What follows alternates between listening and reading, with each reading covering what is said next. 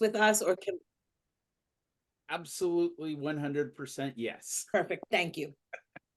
All right, so we'll jump in here. I think we've got a few more people registered, so let's give them a minute. But I'm just going to go around the room first, and I'd like each of you to share what you hope to get out of today, or what would make today the best use of roughly 90 minutes of your time. So, Robin, if you want to go first. Sure. I am here because I know how to use and I have used it um for the obvious things that people use it for. I'm looking to have my mind blown with things that I can actually use it for that I never thought were possible. I love it. I love blowing minds, just fair warning. So that's a good game on. Karen, what would you like to accomplish today? I'm all about knowledge. I'm a knowledge junkie, and the best use, I have the basic skills of chat, but I'd really like to, like, how can I best utilize it in a shorter period of time so I know what I'm really focused on to zero in on to make life easy. Love it. Believe it or not, I believe this is the first time in history as human beings we've actually invented an easy button, one that Love, actually works. love that. Thank you.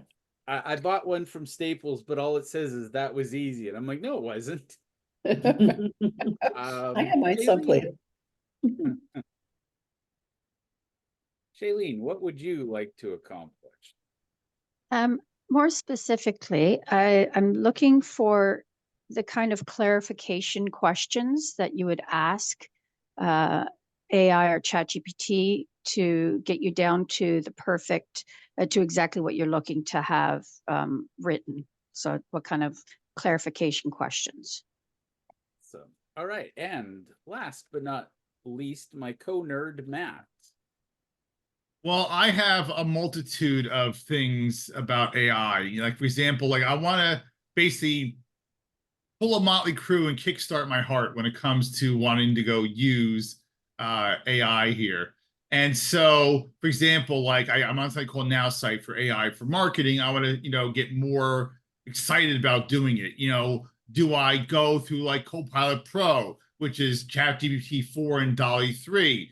From the IT perspective, getting more clients, or what can I leverage in that aspect for getting more business, and not, in honing on my skills, or saying, okay, this is what you need to know, because like my concern, for example, is could you have like AI ransomware and malware, and do I have to find something that another AI that will combat that to protect different devices? So that's one of the things that I'm concerned about. And then also, in terms of the other AI, in terms of the hardware side, do we need to help people buy certain things or pay for certain services, help them with their different devices to get it to work? So more of the maintenance and setup side as well. So there's a number of nuances there that I want to sit there and do, and say this is the way to go, and basically like AI for dummies, so to speak.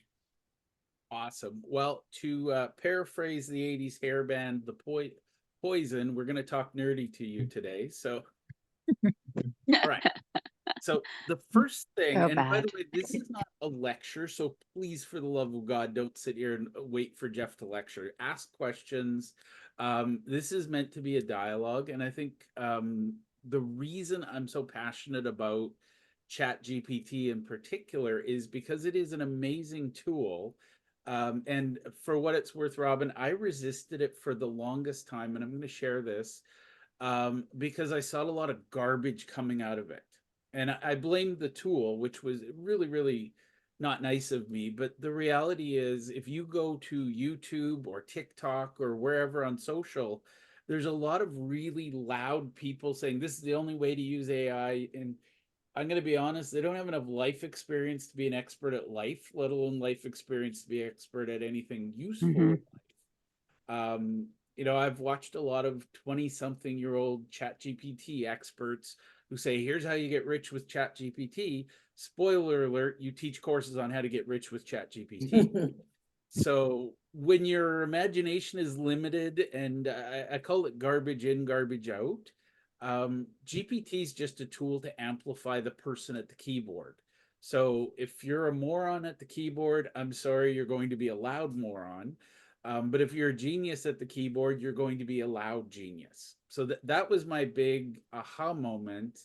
And Robin, I looked at, Robin and I were talking about getting into GPT or AI in general. And I looked at it and I went, well, the theory is there, but when you don't know anything about business, you immediately jump to whatever AI tells you it is about.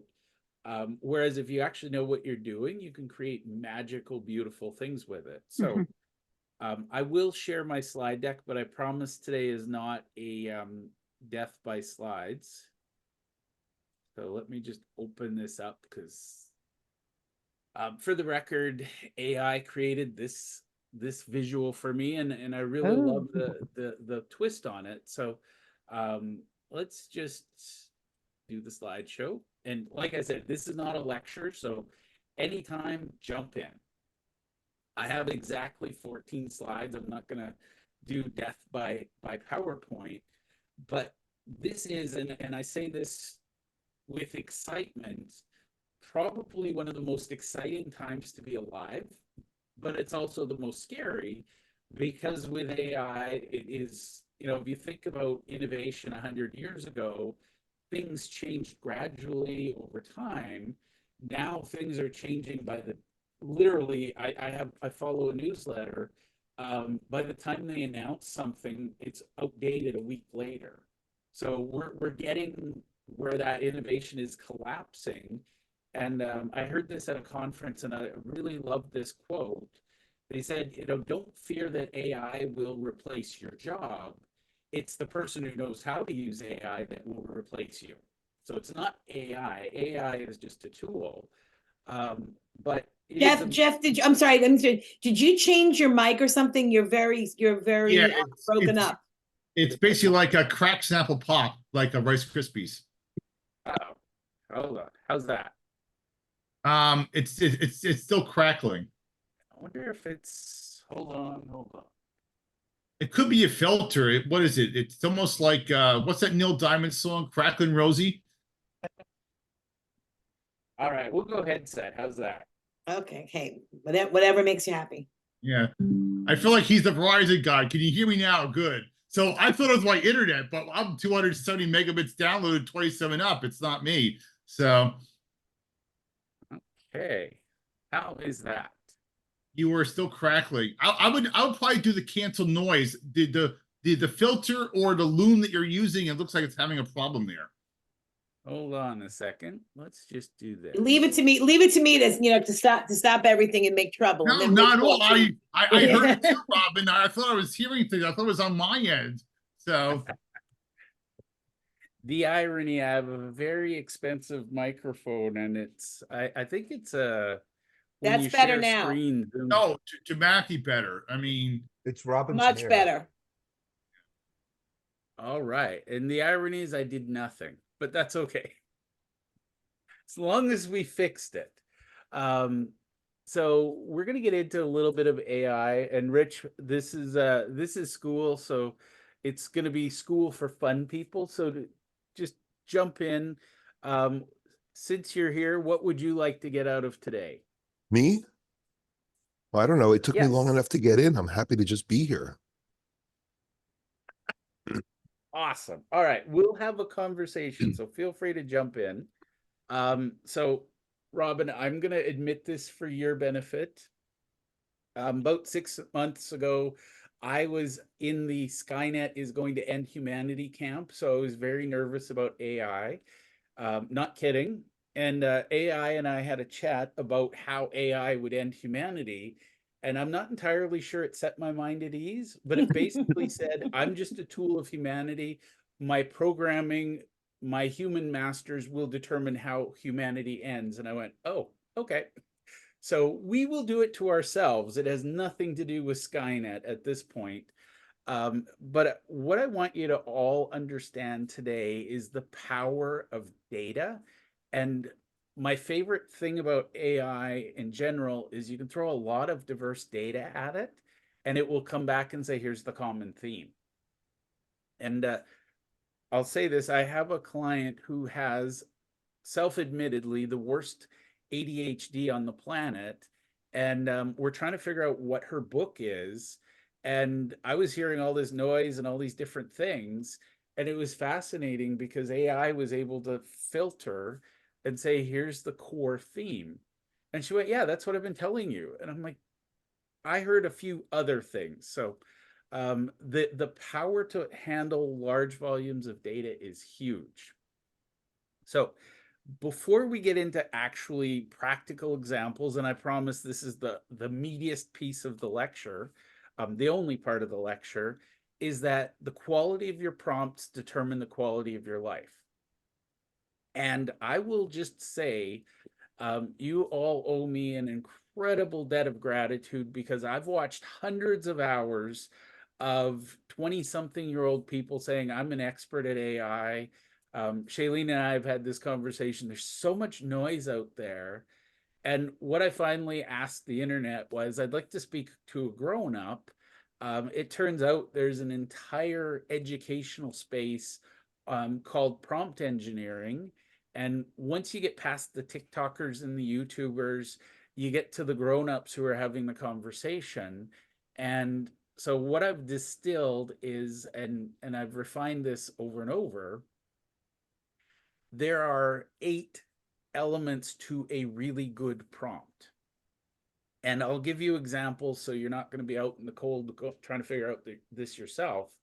But think about AI as a very enthusiastic, very energetic virtual assistant who works 24/7, never complains, and you don't have to pay them overtime, and they'll let you ask the same question over and over without telling you it's a stupid question.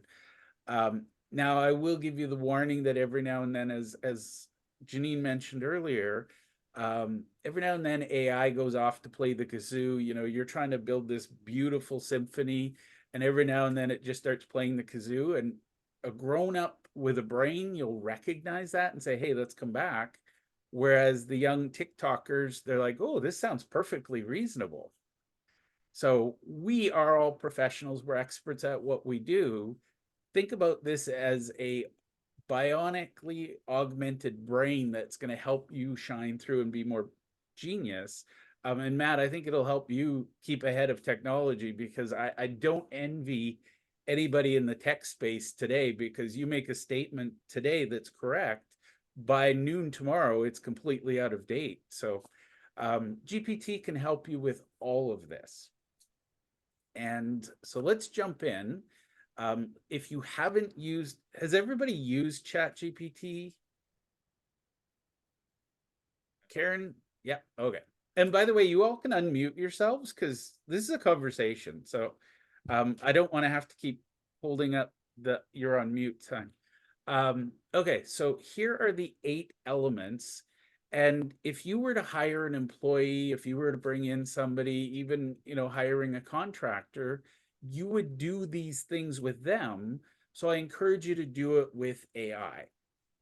And by the way, in case Skynet becomes a thing, I'm always really polite to AI. So I say please and thank you. And I do find when I'm in that space of gratitude and politeness, I actually get better responses than what I say, hey, what the hell are you doing? What's wrong with you? And by the way, I'm literally talking to myself with AI.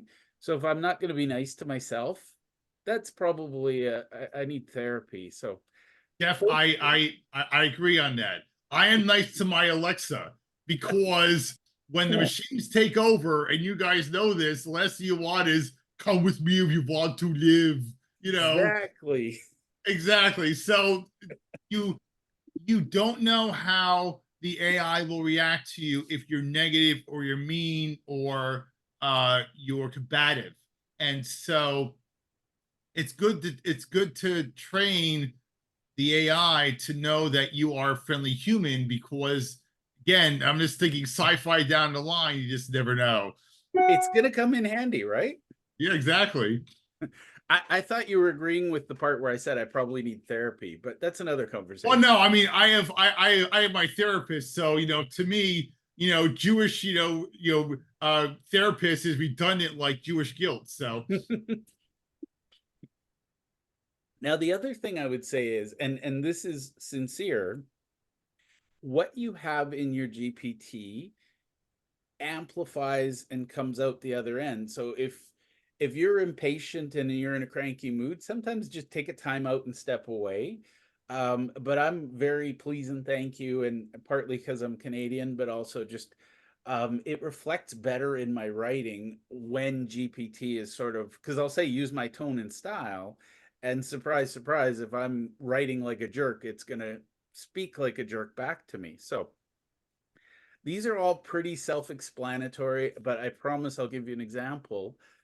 We want to give it an objective. Here's what we're hoping to accomplish. I like to give it some feedback or goals. So we'll share these are the things I like. And by the way, for some reason, AI favors things I like versus if you give it things I don't like, it almost, it's like what you give it, it focuses on. So if you say, I don't like this, then for some reason it writes more like that. So I always say, I do like this. And then you'll tell it the format and style, roughly what length are you looking for? Always give it an audience or a context. And we'll talk about audience a lot, because if you're not clear on your audience, you're going to get really fuzzy things from AI. Now, the part that the unanimously came across and came through is that AI loves role playing. So always give it the role you want it to play. And by the way, if you think you're really clear on who your audience is, ask AI to play the role of your audience and respond to your marketing or whatever your message is. So you need thick skin here, because it will tell you exactly what's wrong or what's right. So just be prepared that if you ask for feedback, you will get it. And then if you've got examples of something you really like, and we'll talk about that, share that as well as any constraints, and then give it some scope and the level of detail. And this is the part I think a lot of people miss, is who are the experts you currently follow that you would like to bring into the conversation? Now, has anyone ever used ChatGPT as an advisory board to help you answer questions? Okay. Matt, who are your favorite experts? in terms of for example, like I asked it, just for shits and giggles to go and write an essay, and it actually wrote an essay, and I gave it a certain criteria. So I mean, the sky's the limit to what you can ask. It's just a matter of how you want to tweak it. So really, I would say learning GPT is like learning a new language. And once you learn the dynamics and mechanics, mind you, on how to speak to it, it makes it a lot more conducive to go, get that expert advice per se. Love it. And by the way, that's called pre-seeding. So if you want to seed an idea, so let's say you're all in business for yourselves and you're going to write marketing content for your website. First thing I do is I'll say, hey, GPT, who are the top 10 world's leading experts at website design and content creation? And then I'll say, consulting with these 10 experts, what advice do you have for me before I create my website content? And what that does is it puts that seed in, and then so by the way, Dan Kennedy is one of my favorite direct marketing people. So I'll say, leveraging the skill set of Dan Kennedy from his book Magnetic Marketing, help me write content that attracts my ideal client. So think about any field that you're in. There's an and even if it's in a specific field like psychology, psychiatry, you can ask Freud's help writing a post. And by the way, Sometimes Freud will say that a banana is just a banana. True story. Sorry, Matt and Rich are here, so we're gonna have a little fun. Well, the thing is, the reason why banana is just a banana because it's appealing. We went there. Sorry, ladies. Okay. Now, Rich brought a banana to the party, unplanned, by the way. So this is- so would that be a Freudian slip? stop monkeying around. I would say, Matt, your Freudian slip is showing. All right, we're monkeying around. We're having fun. This here is my perfect prompt template. I call it my prompt engineer, and I put it in the chat. I encourage all of you to take this and use it from this day forward. I start a lot of my conversations with this prompt. And what it does is it will ask me to fill in the blanks. And this is the part I think I want all of you to understand. The beginners at GPT that are creating TikTok and YouTube videos, they type in literally, "Dear GPT, please create a script for a 5-minute video on how to get rich using GPT." And then whatever GPT spits out, they say, "Okay, take it, post it." I can't stress enough that GPT has to be an iterative process. So you can say, "I like that. Please give me more on this."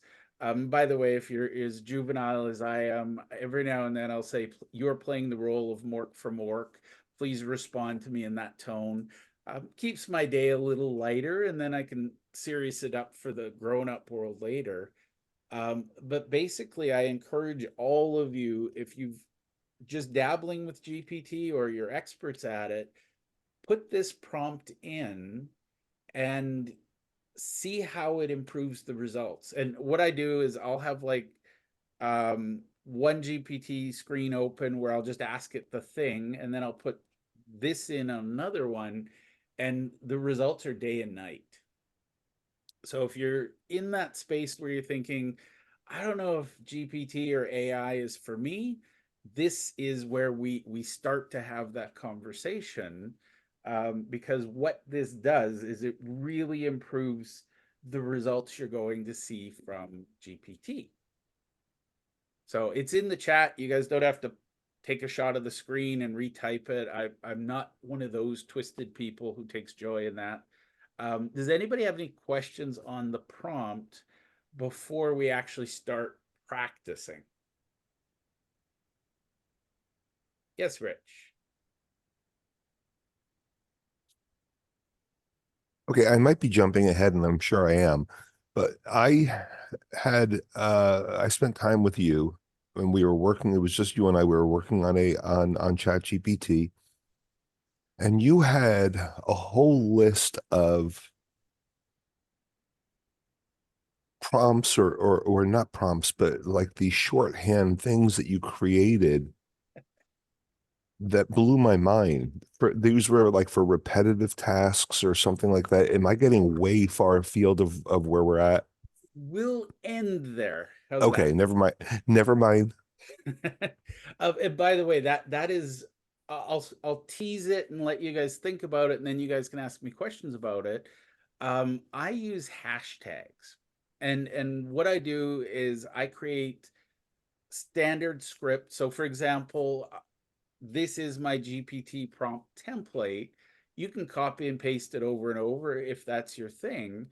But what I do is I actually built a custom model, which is really easy to do. And then I've given this the value of hashtag Jeep prompt engineer. So then when I'm actually talking to GPT, I just use my hashtag. So it's a bit of a shortcut. But for today, I think we'll focus, as long as everybody gets the use of this thing, I think you'll all be doing really well. So anybody else want to clear something before we actually get in? We're like seconds away from practical application. So feel free to ask any questions. Does it make sense so far? Okay. Now, there will be a quiz at the end, so I'm going to ask you to quickly memorize this list, and I'm going to move on in 3 seconds. No, I'm kidding. I had a long chat with GPT, and by the way, GPT is good for personal things as well as real life, as well as business. I like to learn something new. I put it into GPT and I ask GPT what questions I should have. So it's a really cool tool. But I had a long conversation with it about the things I think it's best at. And this is a short list. This is not all inclusive. But the reality is, I don't know if you're all in service or if your products or sales, whatever it is, you can use GPT. The obvious one is for content creation. And Robin, you mentioned you're writing with someone. You can put whatever. I do this with some of my clients. I'll put their emails into GPT and I'll say, GPT, this person is exasperating me. I'd like to send them an email politely resetting our relationship without me having a tantrum. And believe it or not, it writes an amazing email. So when you're having one of those moments where you just can't take a deep breath and get over it, GPT will help you get past it. But it's amazing at content creation. If you've got templates, you can create email templates, all kinds of personal recommendations. I love using it to train or onboard either employees or customers. Data analysis, you can do that all day long.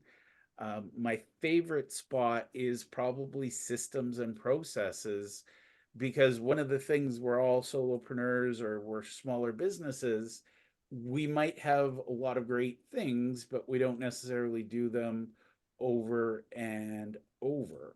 So it helps us systemize and standardize things. But really, truly, if there's anything in your business that you're struggling with, have a conversation with the GPT model and the prompt and see what insights it can help you with. By the way, I have a serious addiction to brainstorming. Um, GPT puts me to shame. I used to think it was a big deal. I could generate, 300 ideas in an hour. GPT does that in 30 seconds.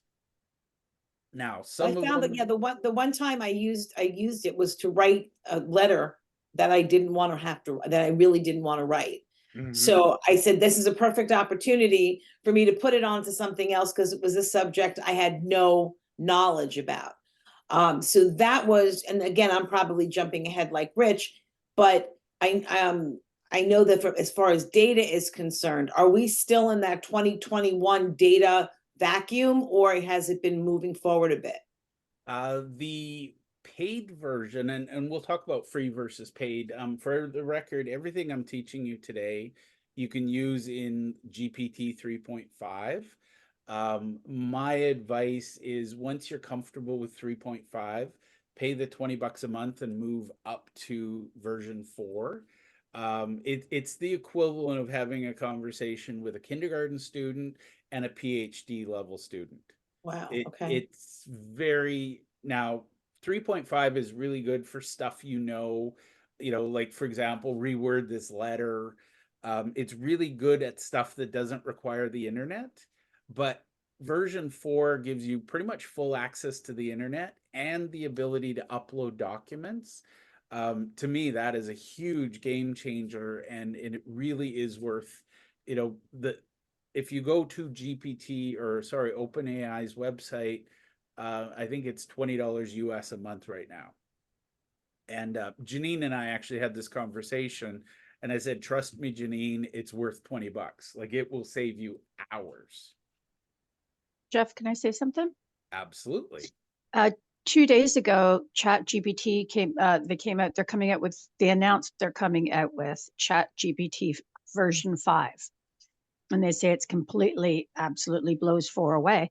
But the thought behind it is that ChatGPT version 4 will end up being free for everyone. So that's kind of hopeful, but I Yeah. heard 5 is leaps ahead. So just to give it human context, not quite perfectly, version 3.5, I've heard the IQ is average. So it's kind of, if it was a human being, it would be average and it would function okay in society. I think it's a little on the slow side, so I'm going to say it's a juvenile. Version 4, just to give you perspective, Albert Einstein's IQ is over 160. Version 4 is about 165. Now they're expecting version 5, and this might change drastically because NVIDIA came out with a new microchip. Well, I don't know if it's micro, if it's as big as my hand, but they came out with a new chip that is somewhere in the realm of million times faster. So it's just a crazy, crazy development. But they're expecting, as of today, version 5's IQ is going to be roughly 330. Wow. So it's going to be like literally twice as smart as version 4. And Shailene, like you said, version 4 will become free. But the funny thing is, it's not actually twice as smart. It's exponentially smarter because it's twice as smart at everything. So if you think about, it's twice as good at this, theoretically, that means your area is this, but every little dot in there, so the twice as good is going to be really exponential. Jeff, I have a question for you. Yes.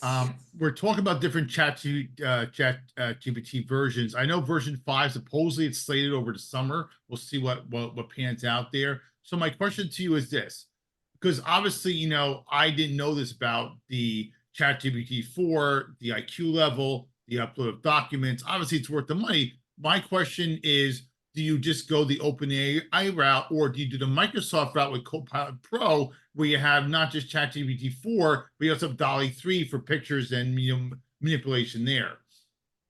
And Matt, the answer I'm going to give you is going to feel imperfect, but pick the one that you're comfortable with.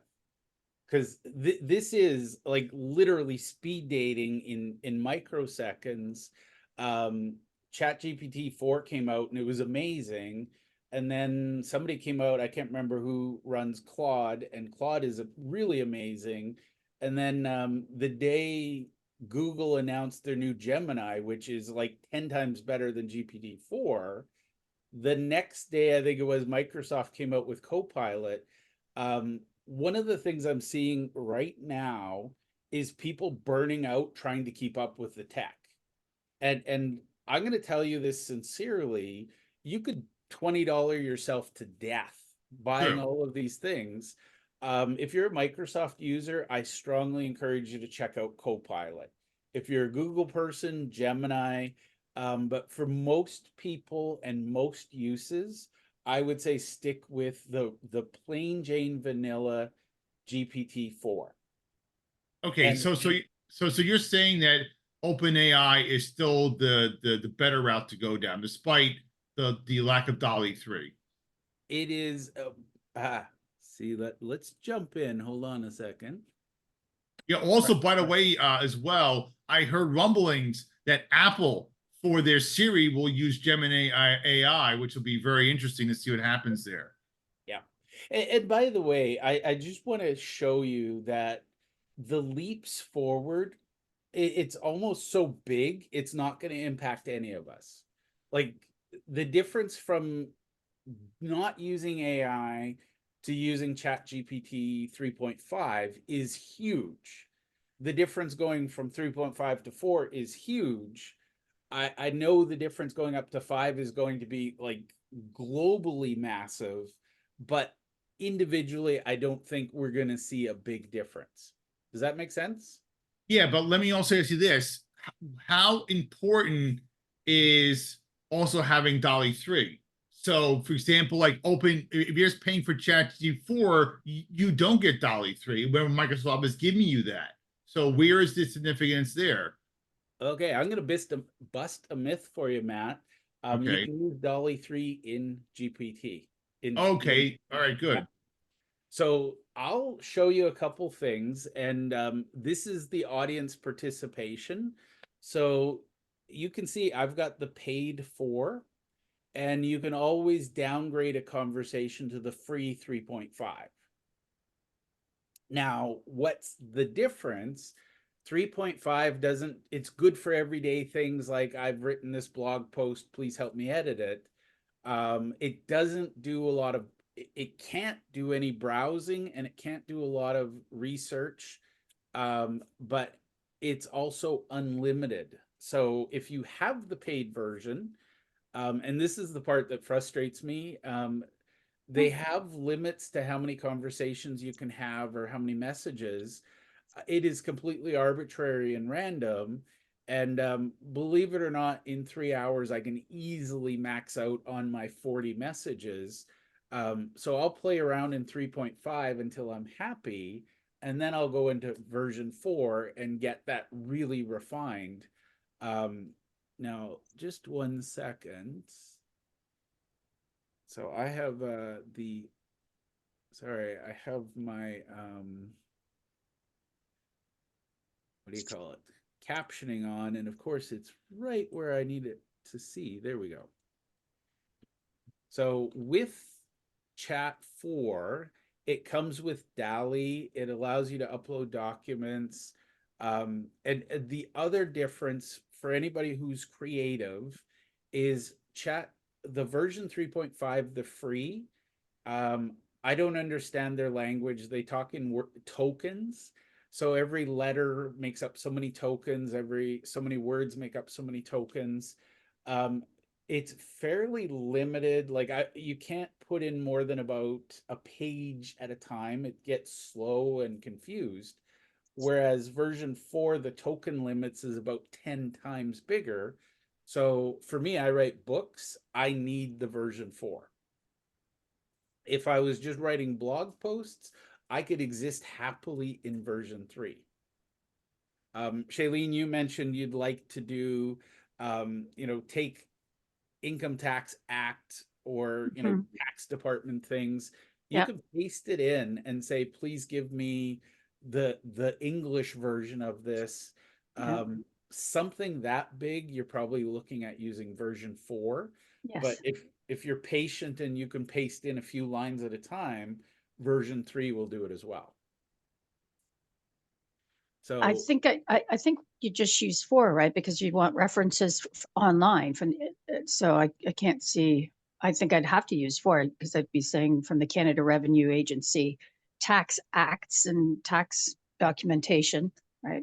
yeah. Put this into simpler language or something like that. So who would like ChatGPT 3.5 to solve a specific problem in your business? Anyone?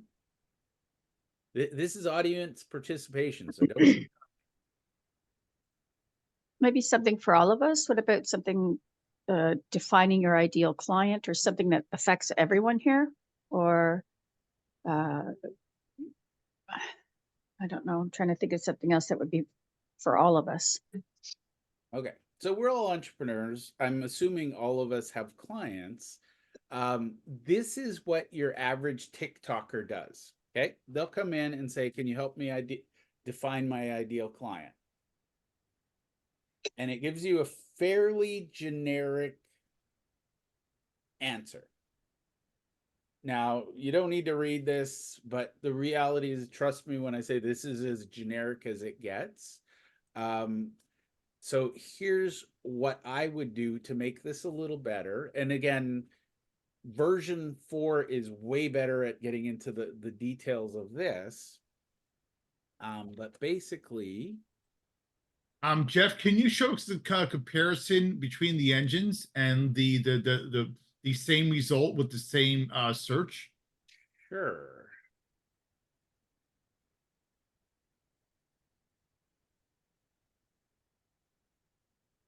Now, given this one, hold on, let's just see this.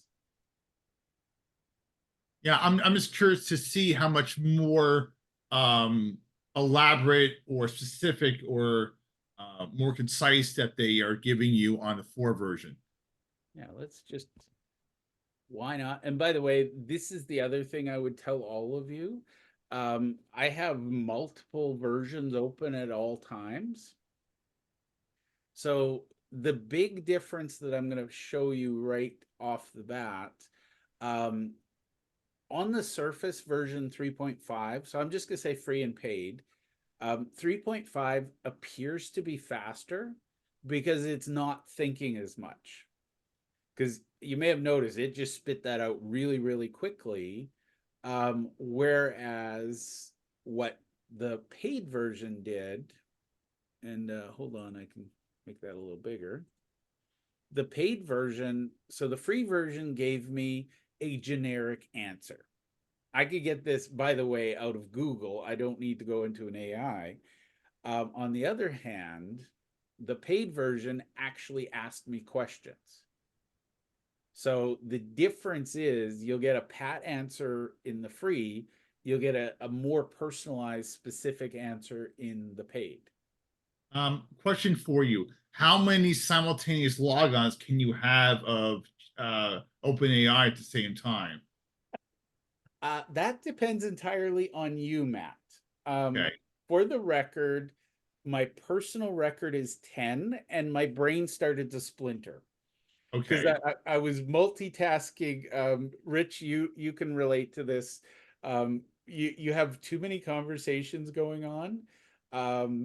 Had way too much caffeine one day, and I was like, let's see what this thing can do.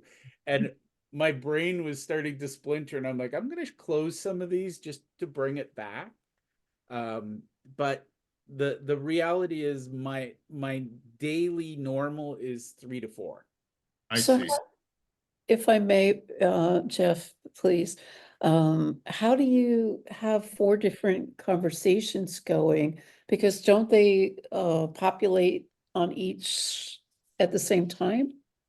Literally, this is one of the greatest secrets in life is if you go back to and it slows it down marginally, but you can have multiple conversations open. So what I do is I just log in, and I have it set so I stayed logged in, but I copy this, open a new window, and it will keep that conversation open. So then what I do is I go start a new conversation. And then, so for example, in this case, what I like to do is I'll have my prompt engineer in version 3.5. Because again, I only get 40 messages in 3 hours. Right. So with the paid version, I time out very quickly. And what I do is I'll have a conversation in the paid one. I'll ask questions in the free version, get it kind of polished.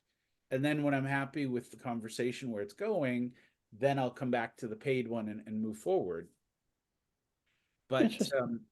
yeah, you can have multiple. Now, every now and then it'll say, hey, we detected unusual activity. That's okay. It's not the end of the world. You literally just have to hit regenerate. But as you can see, I've got side by side. So left is free, right is paid. And you can see it's thinking a lot longer because it's coming up with a better response. Love that. So the seeding part, so Shailene asked about, the client avatar, because if we have the wrong client avatar, nothing else matters. We're trying to sell the wrong thing to the wrong people. I think it was Dan Kennedy said, you can't say the wrong thing to the right people, and you can't say the right thing to the wrong people. So I always like to get really clear on the avatar. And by the way, this is where we can have some fun. You can set the tone.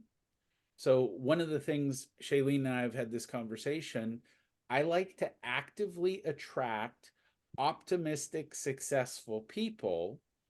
Now, by definition, I'm actively repelling pessimistic, unsuccessful people. I can't tell you how much of a difference that has made in my life. And that comes into the format, but basically you can give it some feedback so that it will write in such a way. I wrote a book called The Billionaire Belief System, and I deliberately, it could have been the millionaire belief system, it could have been the success belief system, but I picked the word billionaire because it pisses people off. People come to me and say, "Oh, Jeff, you're greedy. All you think about is money." My response is, I feel like philanthropy would be a lot more fun as a billionaire. I can buy cities rather than, funding buying chocolate bars or cookies from the Girl Scouts. So the words we use matter. Mhm. So that's one of the fun things about GPT. Rich as a thousandaire. Of course you are. But it's all about it. So as you can see, there's a little bit more. Do you guys want me to focus on the free version or the paid? Because Um, the paid one is more fun, but the free Yes, one's more practical. paid, um, paid. question for you as well. How is the mobile version of the OpenAI? How has that been for you as well as opposed to the desktop version? I would be lost without it, Matt. So, full disclosure, I am the only human being I know. I took my car in to get the oil changed, and I thought, I'm not going to bother with the shuttle. I'm just going to sit there. I wrote an entire book, start to finish, sitting in the waiting room at the car dealership. Oh, shoot. And I And thought that was dumb luck. So then the next day, my wife said, "Can you take me to the optometrist?" I wrote a book in the waiting room at the optometrist. wow. So do you have iPhone or Android? I'm Android all the way. Okay, and how has the Android app for OpenAI been for you in terms of between the desktop version and the mobile version? Okay, so I'm a weird person, Matt. I'm really good at one thumb typing. I don't understand how young people use both, but um, it it's got a voice recognition, and of course, I'm usually in places where I can't be talking, so I haven't tested the voice. But really, truly, aside from the fact that the difference between one thumb typing and a keyboard typing, use is almost identical.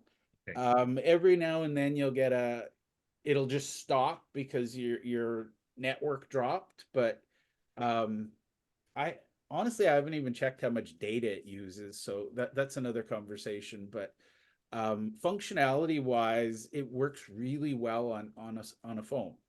Okay, because of my concern was is the same continuity there on different platforms. Mm-hmm. So let me just show you Well, this. quickly, is there a conflict of interest of going to the optometrist and using an iPhone? Oh, Well, God. Ba-dum-bum. That was from that. Okay. the thing is, it depends on if he's irate or not. You guys are funny. A quick question while you're pulling that up, and whatever you do on your phone, will it then, when you get back home and open up your computer, it'll be there as well?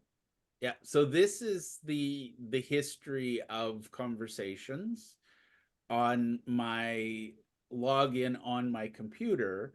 And when I open the phone, there's like a microsecond delay if I was working on something at home and then I go out, I go pick up my kids. So while I sit and wait, I work on stuff.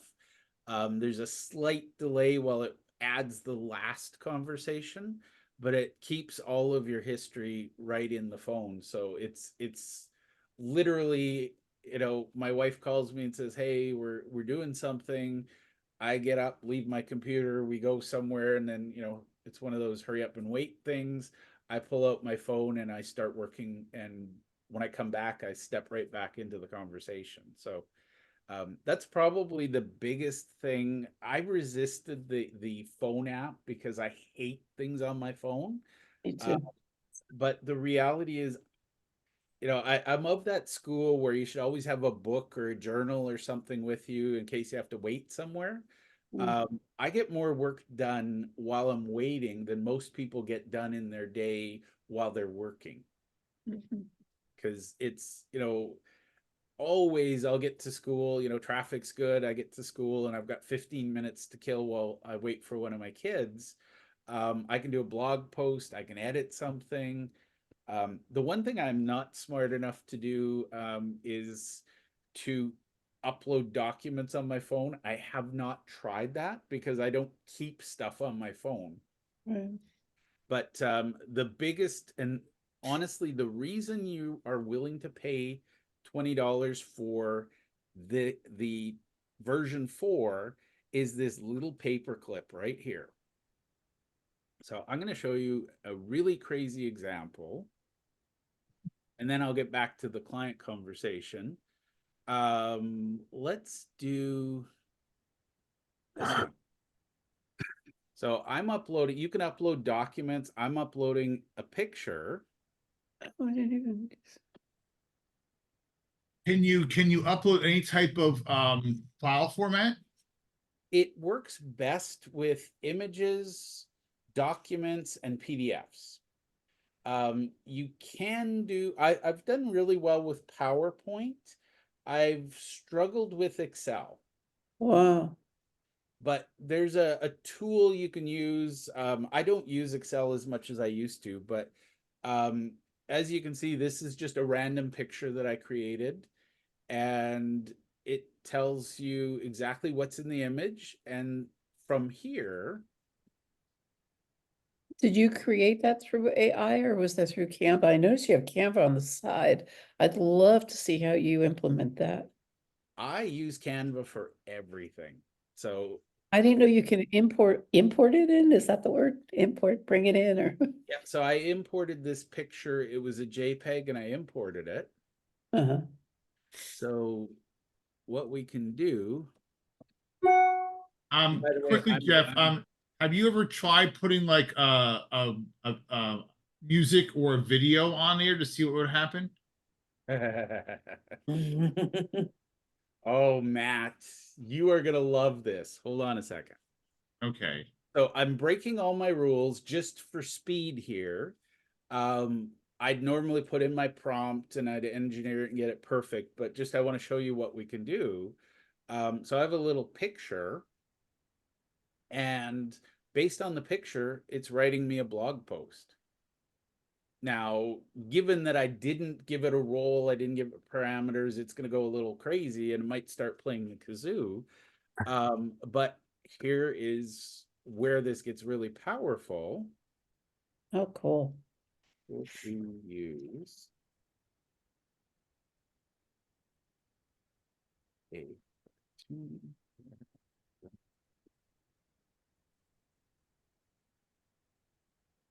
so it's just going, and again, it's going on its thing. And by the way, if you get a response you don't like, you can click the little circle with a square here, and then it'll stop it. And then you can go back to your other prompt, hit the little pencil, and say, oh, I meant to give you more instruction. And then it'll say, okay, regenerate. Uh, if you're getting garbage, stop it, because I have zero patience for just randomness. So I'm going to stop that, and I'm going to say it was a good response, but it was just more than I needed. But Can I Matt, ask a quick question, Jeff? absolutely. So I was doing a search one day for things I've done a search for in the past, and the response I got was something like, "Oh, well, that's just going to take a lot of research," and then and it kind of gave me a bullshit answer. That, and you've told me about that could happen. And I said, I wrote back, I said, "You've done this for me before. Like, why are you being lazy?" Yeah. So that's part of the AI hallucination. And the problem with generically, AI only remembers what's within the conversation. So it doesn't have a memory beyond this. So your conversation is your conversation. So even though it's done it before, like that's the problem is it looks like your virtual assistant Rich who came to work yesterday and he comes back to work today. Problem is its memory is like an etch a sketch. So you get a brand new Rich right out of the package every day. Now that's where you can get creative with the custom GPTs, and there is a Canva one, and we'll talk about that. But this is where it gets advanced. You can train a custom GPT to do the same things over and over consistently. And when you get something that you like, I always have like a Word file or something on the side where I keep my favorite best prompts, and then I keep reusing the same prompt over and over. Magically, you'll get the same result most of the time, but not all the time. So every now and then you'll say, here's what I wanted. Can you tell me? And by the way, this is probably your biggest tip from GPT. Use it to learn how to use it. So you can say, this is what I wanted. What prompt should I have used to get this result from you? Oh, that's interesting. That's cool. So that's where it gets really cool. And Matt, you were asking about images. Um, I can tell it exactly what I want to do, and here it'll create it for you. Well, no, I was referring to, could you attach a picture or music and then ask it a question, or a picture or video and ask it a question then? So, because I want to see how many different file types it'll actually support. Okay. So it's not good at images yet, but this is really, really powerful. I'm a big TEDx fan, TED Talks in general. I've installed a browser extension, Ooh. and what it does, I will never watch another YouTube video again as long as I live, because with the browser extension, and by the way, if anybody does public speaking, watch this TED Talk from Phil Wacknell. I use it in everything I do. But here's the magic. You see this little AI summary tab, Matt? Okay, so OpenAI has an extension for Chrome. Yep. Okay. And what it does, it takes the video, the transcript, and then it summarizes it. So if you're ever working and you need an expert to help you with something, Wow, that's pretty awesome. yeah. So Phil Wacknell has this amazing concept called the audience transformation roadmap. You list the or elements of the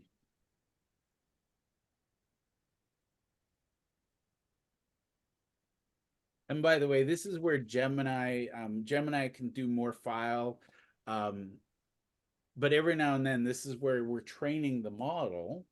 GPT gives you a bonus. It'll give you response 1 and response 2, and it asks you to pick your favorite response. So I like response 2. I'm going to pick it. So have you actually attached a file, or sorry, music file or a video to see what would happen? Because I saw that you attached like a Word document or Excel document, Yeah. or something of that nature, a picture. But I want to see, like, for example, you went to the web, you use the extension, but how about the actual file of like something music or video? I want to see how it responds to those things as well. Usually, and I'll do one just to humor you, Okay. it'll probably say unable to access. Okay. Oh, there we go. Can you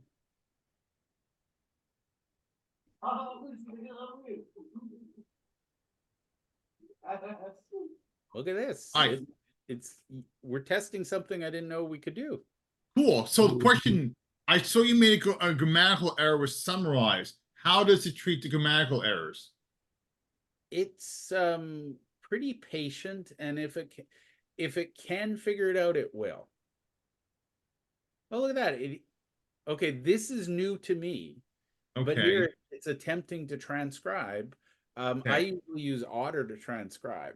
Yes, I use Order 2. I have the free version for 40 minutes. So And this is where, Matt, it's sort of you think it's doing something, and then it goes, oh wait, actually I can't do that. I see. So So how about like was that a video or was it just audio? it would give me the same response to both. So this was video. Okay, so like if you try like an MP3, what would happen then?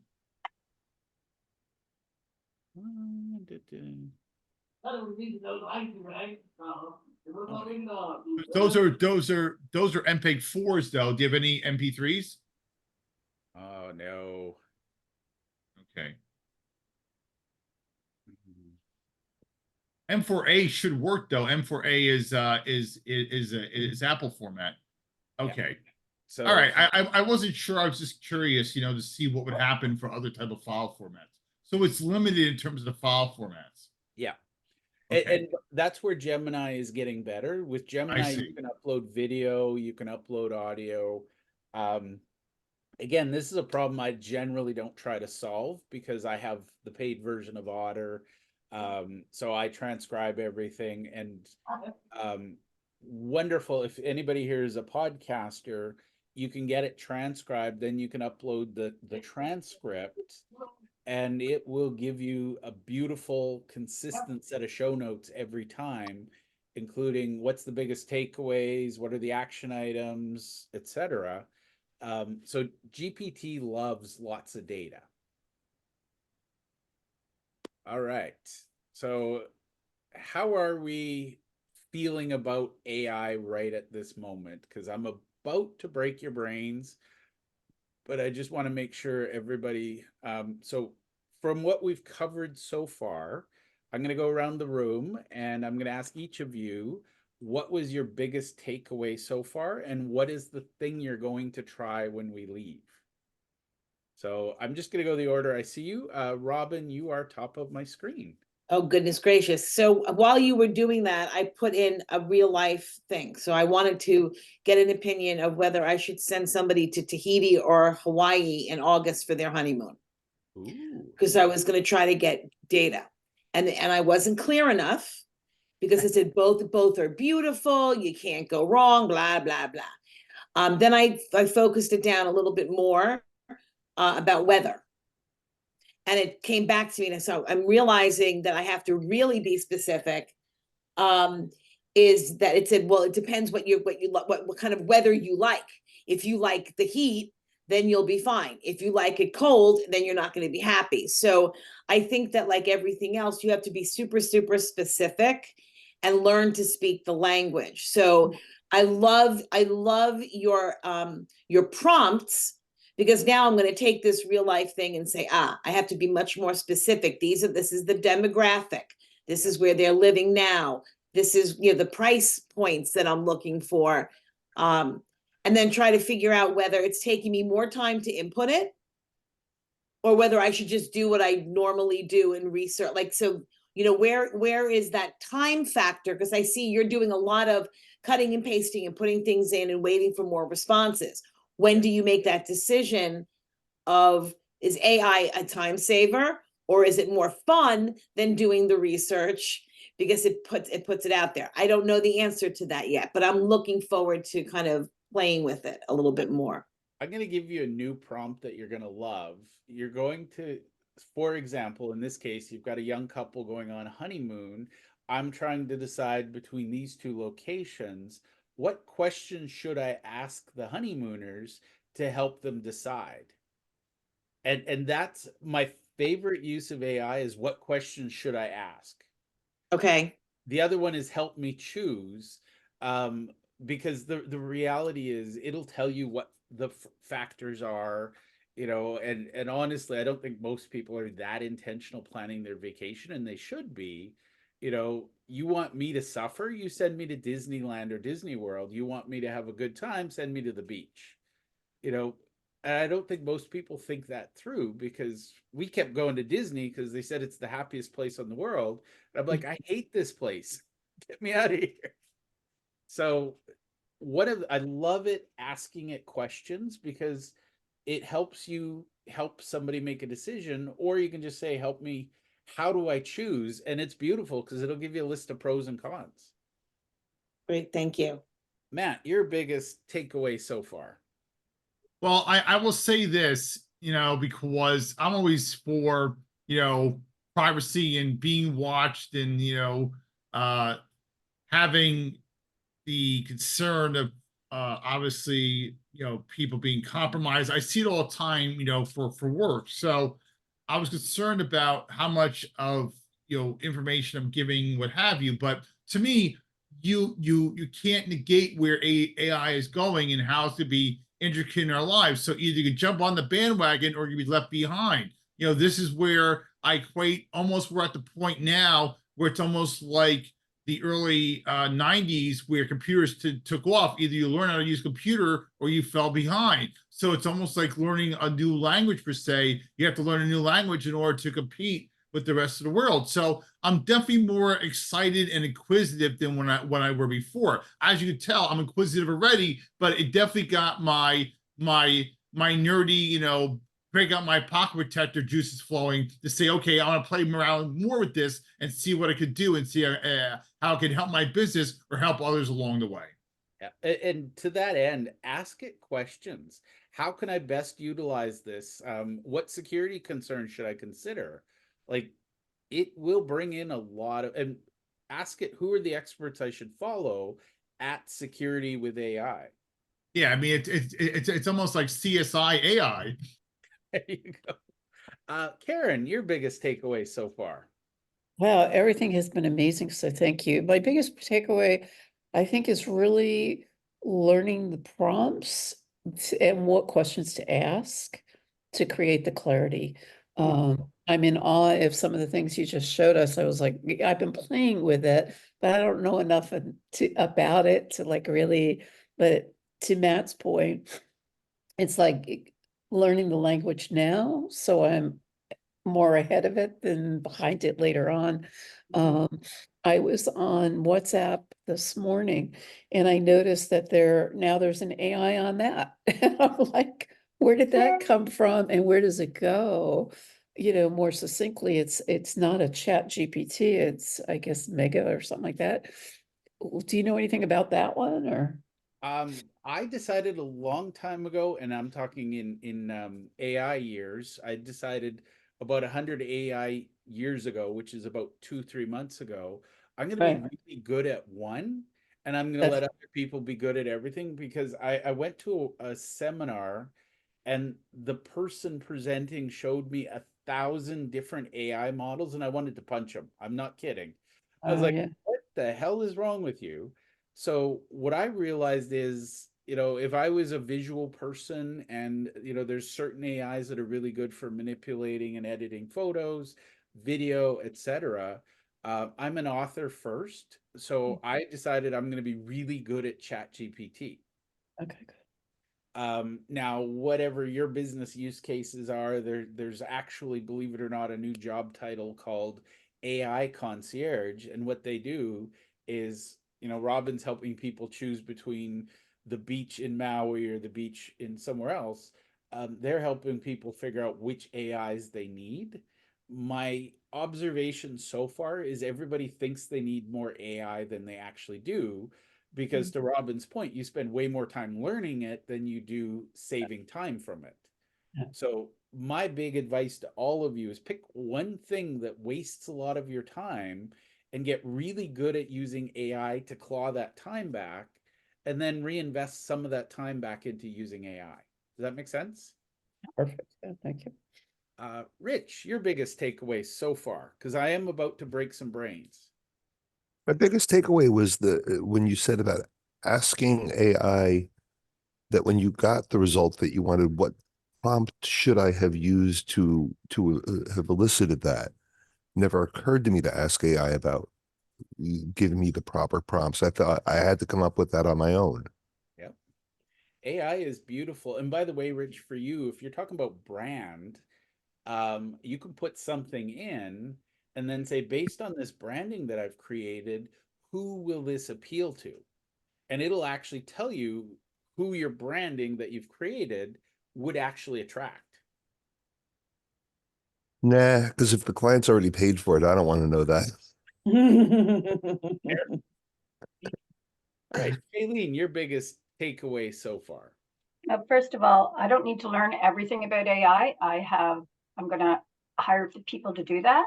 That's the first thing, because I already know what I'm good at and I'm staying in my lane. So I know some good people who can help with that. I want to know I don't even want to say the basics. What I learned about it, I have pages of writing. I'm one of these people that writes everything down still, I swear.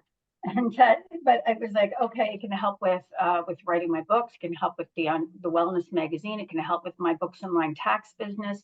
It can help with the podcast. I was like, oh my god, it can help in all of these different areas. Now, not that I can do that, because there's no way that I can take AI, learn all of this, and then apply it to all of, like, say, 6 areas of my business. But I don't think I realized how many places it can help in my business, like how many areas. And the prompts are, that was the first thing I said, is I want to know what to ask. So I want to learn it. I want to keep listening and learn as much as I can, but I'm definitely going to hire the right people to do this. By the way, Shailene, for fun, and all of you, if you're getting value, say thank you to Shailene, because one day she said, Jeff, there's so much out there. How do I pay attention? Who do I pay attention to? And I said, Shailene, listen to me. And she's like, yeah, well, could you teach us? And I said, okay. So Yeah. this is for Shailene. She's talking about one of my favorite books, Who Not How by Dan Sullivan and Ben Hardy. Shailene, Fantastic one book. of the things it can do for you is help you find the who to do the work instead of Yes. the how. And Yeah, I the think I found a couple of who's though, actually. So that's kind of working out for me. I'm like, oh and yeah. the other thing is, if you have personal challenges, and again, I wouldn't put in, private medical details because I'm still not entirely sure Skynet won't use it against me later.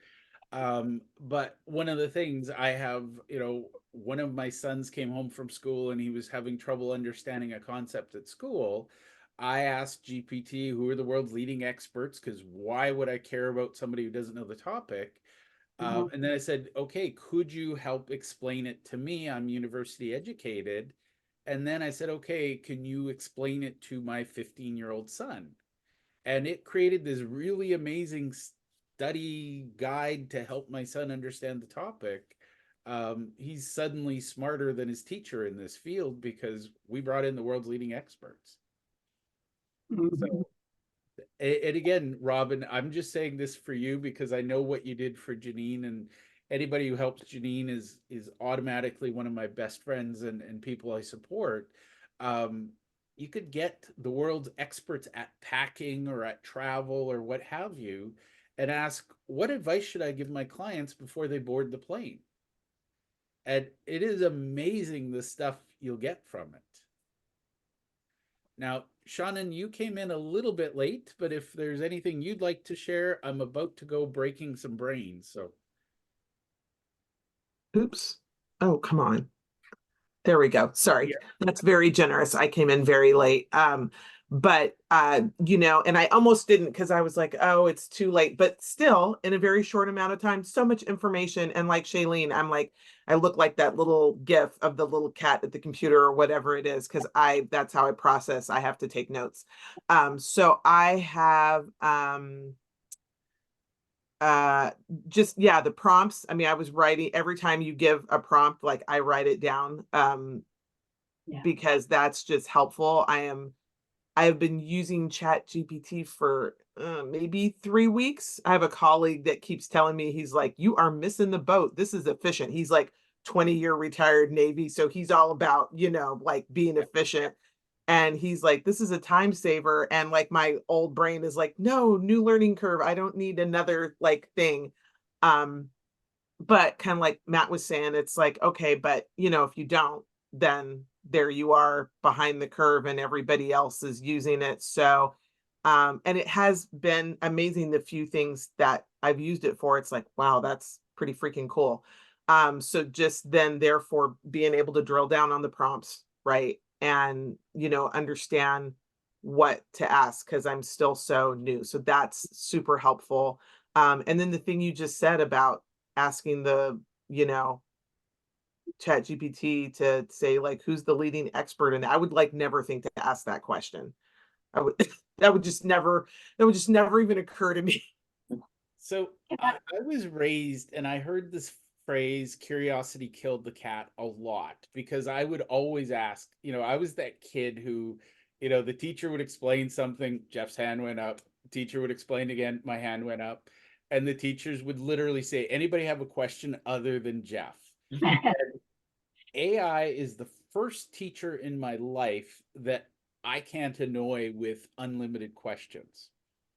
And by the way, for you specifically, Shannon, if you talk about greeting cards and you ask it about the greeting card business and you ask who the experts are, I can't remember the person's name, but it is the founder of Send Out Cards, comes up as one of the experts. And you can Wow. actually ask that person through AI questions about how to use greeting cards and gifts to grow a business. So wait a minute. Okay. For the slow and for the late. So what would that look like? So then I would say, who's an expert in greeting cards? And it would give me Cody. And then what would that next question look like to ask him? Like, how would I do that in Chat GPT? So I'm going to give you a little gift, just in the interest of time. What question should I ask Cody about his business? Okay. And then what do I need? So I always ask, I'm going to give you my general questions. And believe me, this just fair warning. My wife thinks I have an unnaturally attachment to AI, but the reality is, I absorb language, I absorb learning very, very quickly. And, I've missed a lot of boats. Believe it or not, when Google was, I don't know, $20 a share, I said, that company's not worth it. When the smartphones came out, I said, over my dead body. So I'm really, really learning to embrace it. What I love is this is the only tool I've ever discovered that can teach you how to use it. So my secret for all of you is, number one, who is the world's leading expert at this thing? Yeah. And Shannon, for you, I started with relationship-based marketing because that's kind of what you do. And then I said, is there anybody who uses greeting cards? Fun fact, Joe Girard, the world's greatest salesman, comes up first. Yeah, car salesman. Yeah. Cody is like third or fourth, but he's on the list of top 10. So then I'm not smart enough to know what I don't know. So the next question is, what questions should I ask these experts? Okay. And then my third question is, how would they answer those questions? Now, Oh, okay. grain of salt, you might go on a little AI tangent, but it's there. And then I say, okay, if I was going to be a world-class expert at this, what are the top 10 things I need to learn? Can we put that in writing? I can't write fast enough to get all this down. So He's like, this is what I need. I didn't tell you this because I was going to be nice at the end. I will take this video when it's done. I will transcribe it and I will send you all the transcript. Thank you. One thing I'll also mention as well, I put in the chat, ChatGPT for Dummies. So if you're looking to start somewhere, I think that'd be very helpful for a lot of people here on the Zoom. Thank you. Absolutely. And for what it's worth, I have dozens of videos on specific topics. But really, truly, if you know who your experts are, and you ask what I should learn from those experts, GPT will train you very well. And if just as a random thing, one night I couldn't sleep, so I said I'm going to study the most boring subject. I asked GPT what the most boring subject is. It said Latin. 4 hours later, my wife got up and she's like, "What the hell are you doing?" And I'm like, "I'm learning Latin." So it is highly addictive because here's the thing. My other little secret is pretend I'm new to this field. Who teaches this and what should I learn to become proficient at it? And then I ask, what do I need to learn to become a master at it? Most of the time, proficient is good enough. Now, this is where I was going to say before Shailene said she was taking notes, I am an avid fan of the Pareto principle, which is the theory or the law that 80% of your results come from 20% of your effort. So I always ask GPT, I say, I am a big fan of the Pareto principle. What is the 20% effort that's going to give me 80% of my results? Now, I don't know about the rest of you. You might all think, oh, I need to get the other 20% of the results. I don't care. Because 80% done today is way better than 100% done next year. So I will ask it, if I'm looking to become a GPT expert, what is the Pareto principle 20% that will get me 80% of the results?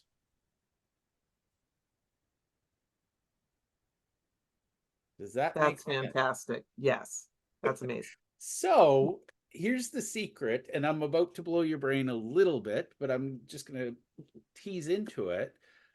You can build an advisory board in AI. And so if I'm wanting to do this, for example, I'm a big fan of Simon Sinek. I can write content and I can say, using the expertise of Simon Sinek and starting with why, how would your response change knowing that Simon Sinek is going to be reading this or something like that? So my big advice to all of you is never work by yourself. Always have this phantom board. So when I do this, and I'll show you this in a second, I list my top 10 experts. I ask what they do have in common, where they differ, what questions should I ask them, how would they answer it? And then I'll get into the actual conversation and say, here's my ask.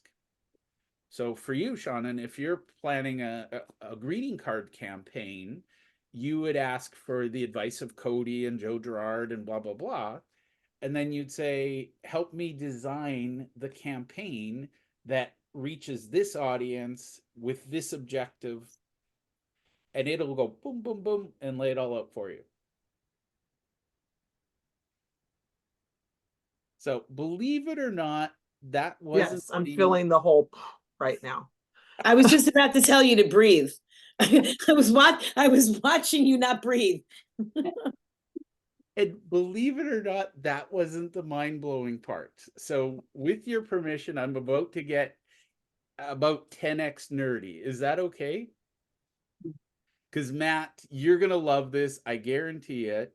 I would bet people come to you and say, I've got this tech, this tech, this tech, make it work. And yesterday's Matt would have all of this stuff in his head. And by the way, Matt does amazing things with technology. It leaves me in awe that the man I can't remember what version of Android phone is out lately, but he has it all in his head. I'm going to show you all how to create a custom GPT. And this is what Rich asked at the beginning. So everybody take a deep breath, because this is the holy crap moment. This is, you've all seen the teaser. This is where AI saves you hours of your life. Okay. So over here, you can see I'm having a conversation with ChatGPT 4, and I have to put in my prompt and I have to do everything manually, and I have to ask it who my experts are. It's very manual. Okay.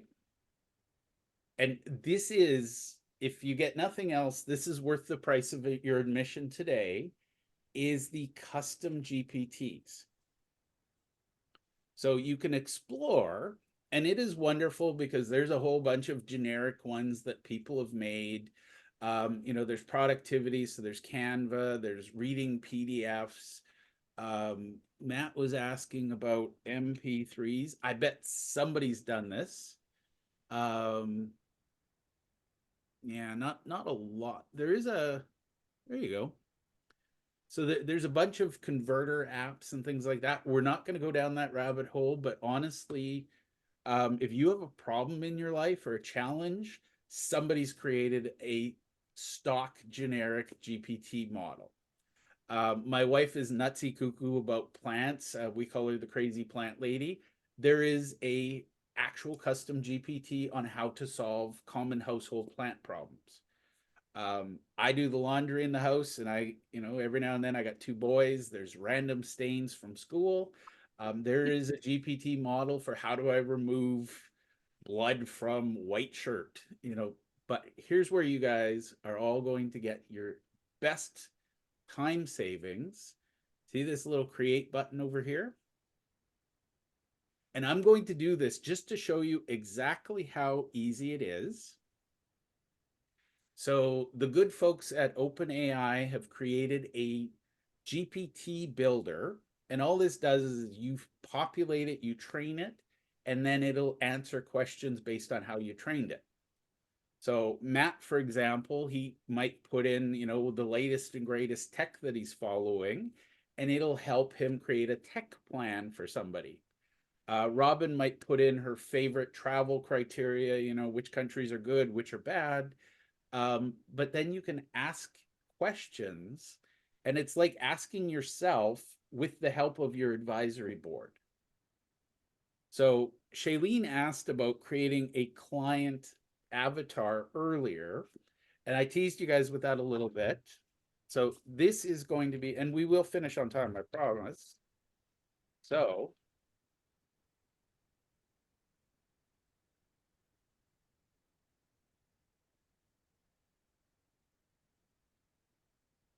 we're literally going to do this live.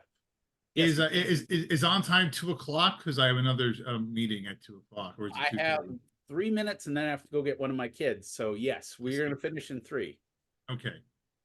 Assuming the model works with us. It's not going to be perfect, but you'll understand.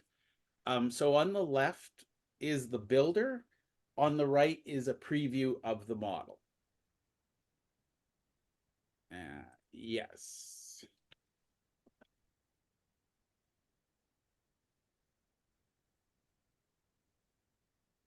And it'll take a little bit of time here, but think about anything you do that is repetitive and time consuming. I don't know if Robin, you do proposals, itineraries, anything like that.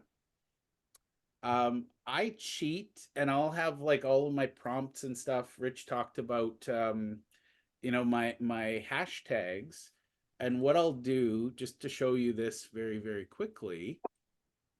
I've written a book or two.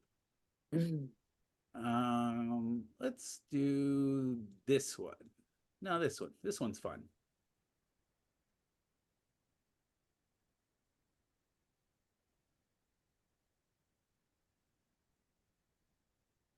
Jeff, while it's populating, could we, I'd like to request maybe in a month. Can all of us come back in a month and share our questions, things are mind-blowing things, because I have a feeling it's going to take us that long to percolate on a lot of this stuff. So fair warning, there's 2 things I'll share. I have a weekly call where I just do this. And I also have an online school where people can go and learn more. If you want to come, I will make sure you all get an email with the details. But you can see it created a visual. It's got my source code. And this is what Rich talked about. So now I come over here based on our source code.